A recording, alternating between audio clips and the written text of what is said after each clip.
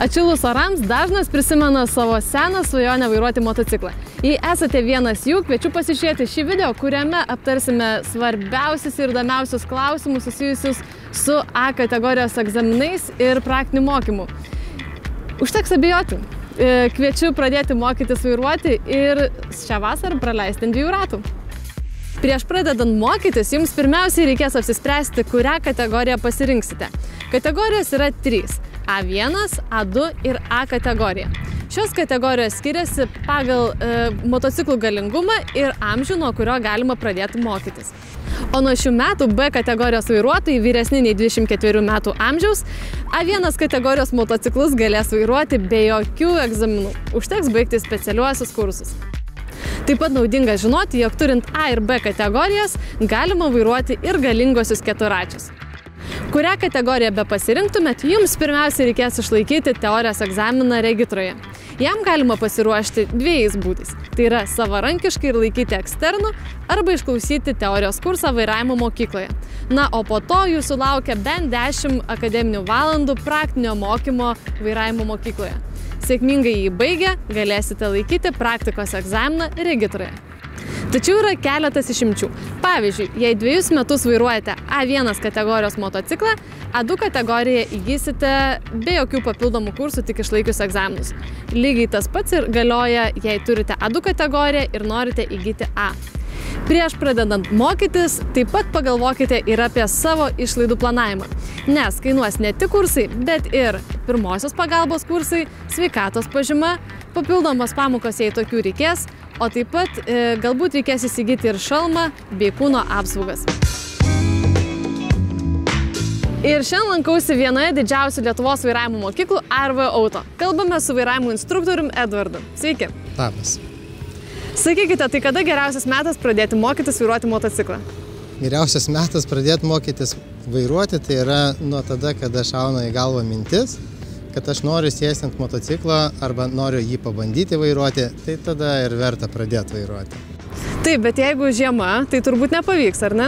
Nepavyks atsisėsti ant pačios transporto priemonės arba jos pabandyti, tačiau galima pradėti ruoštis teoriškai, išlaikyti teorijos egzaminus, morališkai pasiruošti, galbūt kažkokią įrangą įsigyti, jeigu jau planuoju važiuoti su pačiu motociklu.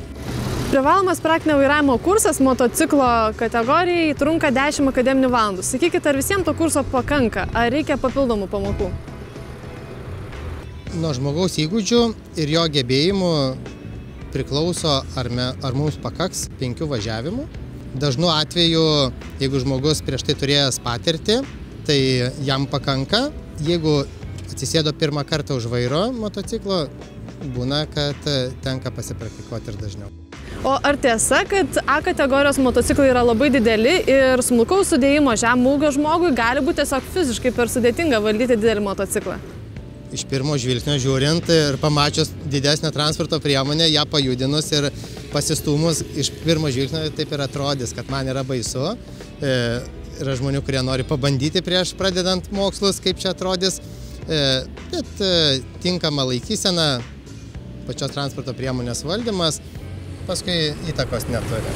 Taip, tai su praktika įgūdžiai gerėja, ar ne, ir tas visos baimės išnyksta, ar ne? Išnyksta ir smulkaus sudėjimo mergina, kada reikia nusistumti stovėjimo vietą, kuo puikiausiai tą atlieka, kur vyrukai pirmam važiavime žiūri ir stebisi, kaip jai tai pavyksta. Tai kažkokio specialaus fizinio pasirengimo sporto salėje nereikia lankytis mėnesį prieš, kad galėtų motociklą pastumti, ar ne? Dėl motociklo nereikia, tik dėl savo malonumo gali. Taip, ir jei mokinys jau išlaikė teorijos egzaminą, pasiruošė teoriją, ar ne, ar jam reikia kažkaip specialiai pasiruošti praktikos pamokoms? Specialiai ruoštis kaip ir nereikėtų, tačiau vairavimo mokykla paprašys pandemijos metu, kad turėtų pagal galimybės šalmą ir pirštinės, jeigu visas kitas priemonės pasirūpintų mokykla. O iš praktinės pusės, jei mokinys, tarkim, niekart nėra sėdėjęs ant motociklo, ar jam prieš ateinant į vairavimo mokyklą reikėtų bent susipažinti su valdymo įtaisais, ar jis atvykęs į mokyklą viską sužinos ten? Viską sužinos vairavimo mokykloje, bus parodyta, supažindinti su klausimais, kurie bus pateikti egzamino metu, bet labai dažnai jau patys mokiniai domisi, nori vairuoti, susipažįsta su pačia transporto priemonė, galbūt gyvai ar kitomis priemonėmis. Atvykus į vairavimo mokyklą, pirmosios pamokos prasideda vairavimo aikštelėje.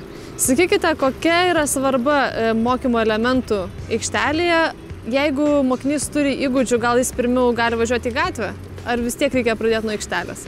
Visais atvejais mes prašome mokinius atvykti pirmam važiavimui būtinai į aikštelę, pasitikriname įgūdžius. Pirmas važiavimas visada įvyks mokymo aikštelėje, kadangi gausa yra pratimų nemaža, tai to važiavimo vien reikėtų su visais susipažinti pratimais. Keli iš mokymo elementų yra su nustatytų minimalių važiavimo greičiu. Pavyzdžiui, stabdymas ar nevažiuoja ne mažesniu kaip 50 km/h greičiu bei kliūties apvažiavimas.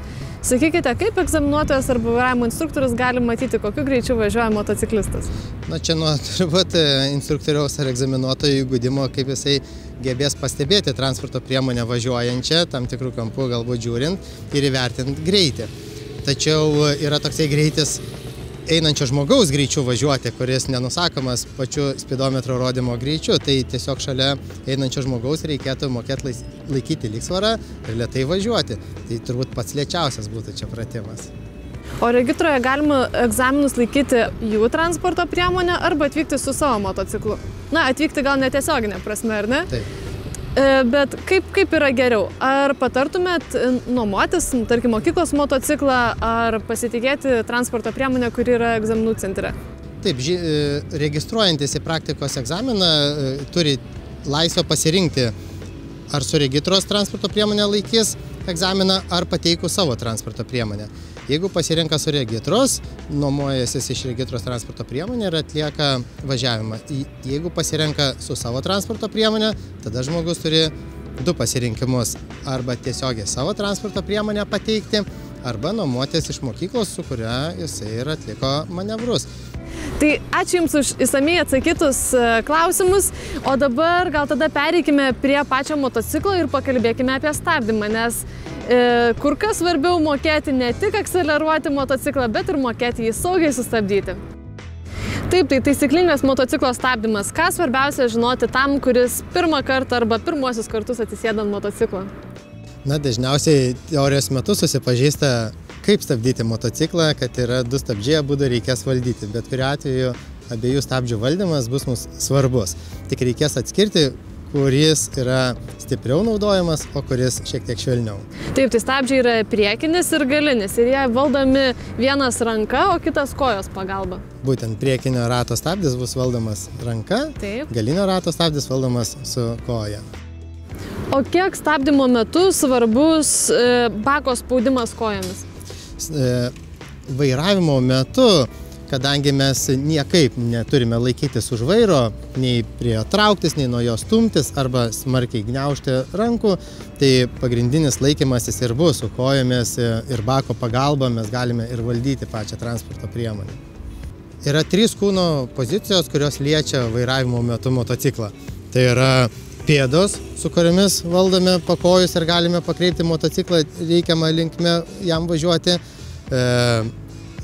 Keliai, vidinė kelių dalis, kuri laikosi stabdymo metu arba greitėjant ir posūkė gali paspausti baką vieną ar kitą pusę, padėti valdyti.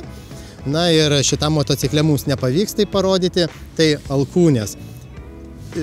Rankų pagalba, spaudžiant baką, galima padėti įveikti posūkį, čia jau daugiau sportiniuose motocikluose. Kai kurie motociklistai sako, jog priekinis stabdis yra naudojamas tik sportiniam važiavime. Ar tai tiesa ar ne? Ar gatvėje reikia naudoti abiejų stabdžius? Kad būtų efektyvus stabdymas, naudosime abiejų stabdžius. Tačiau stabdymo metu, kadangi visa jėga ir visas svoris nukeliauja į priekinį ratą, tai pagrindinis stabdis ir bus mūsų priekinio rato stabdis. Taip, o kaip tą priekinį naudoti, jeigu važiuoja vienkį? Tada reikės palaukti, kol nusileisime ant žemės ir riedėti toliau. O kokios yra dažniausiai daromos stabdymo klaidos, motociklo stabdymo klaidos?